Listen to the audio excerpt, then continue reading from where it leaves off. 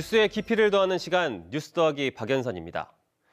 응급 상황에서 가장 중요한 것 중 하나가 바로 혈액을 공급하는 건데요. 헌혈에 처음 참여하는 연령대인 16에서 19세, 10대들의 헌혈 참여율이 최근 급감하고 있습니다. 2019년 75만 명이었던 10대 헌혈 건수는 지난해 47만 명까지 감소했는데요. 대전의 경우 헌혈자의 59%가 10대에서 20대이기 때문에 타격이 더 큽니다. 이유는 무엇일까요? 물론 자연적인 인구 감소의 영향도 있지만 2024학년도 대입부터 헌혈을 포함한 개인 봉사활동 실적이 반영되지 않으면서 2021년에 입학한 고교생부터 헌혈 참여가 꾸준히 감소하고 있는 것으로 풀이됩니다. 기존에는 헌혈하기만 하면 4시간의 봉사 시간이 인정돼 대입 전형에 반영됐지만 올해 대입부턴 학생이 직접 헌혈의 집을 찾아가서 헌혈한 건 봉사활동으로 인정되지 않고 단체 헌혈만 인정되고 있습니다. 고등학생 입장에선 입시와 진학 준비로 바쁜 상황에서 헌혈의 집까지 굳이 방문할 이유가 없어진 겁니다. 이렇게 10대 헌혈자가 크게 줄면서 국내 혈액 수급 역시 안심할 수 없는 상황인데요. 국내 최다 헌혈자, 헌혈왕 한서대 최문희 교수는 10대 헌혈 급감에 우려를 표하며 대책이 필요하다고 강조합니다.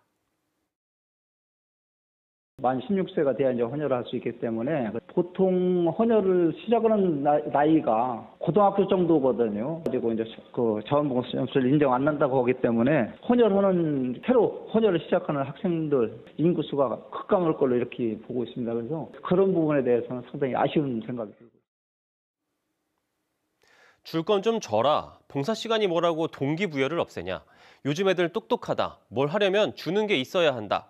10대 때부터 헌혈에 대한 거부감이 없어야 커서도 하는 법인데 정책이 아쉽다. 관련 기사나 영상에 주로 달리는 댓글들이죠. 전문가들 역시 학생들이 헌혈에 참여할 수 있는 유인책을 다시 마련해야 한다고 조언하는데요. 청소년이나 성인 모두 자극이 없으면 행동에 나서지 않는다. 이타주의 같은 구호적인 가치만 호소할 것이 아니라 봉사활동 반영 등 인센티브가 필요하다고 입을 모읍니다.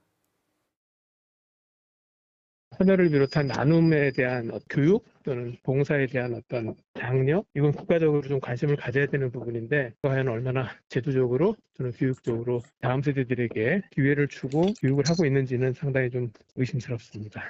제가 헌혈을 처음 시작한 게 고등학교 2학년 때거든요. 고등학교 때 처음 헌혈 시작한 게 지금까지 계속 오고 있는 거거든요. 고등학생이 가장 헌혈을 시작할 수 있는 좋은 기회이고.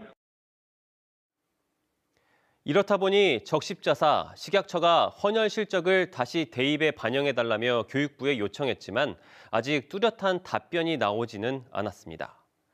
그렇다고 헌혈 실적을 대입에 포함하는 게 완벽한 해답이 되는 것도 아닙니다. 저출생, 고령화 속 헌혈을 할 수 있는 사람은 자꾸 줄어만 들고 있고 혈액을 필요로 하는 사람은 늘어나기만 하는 상황.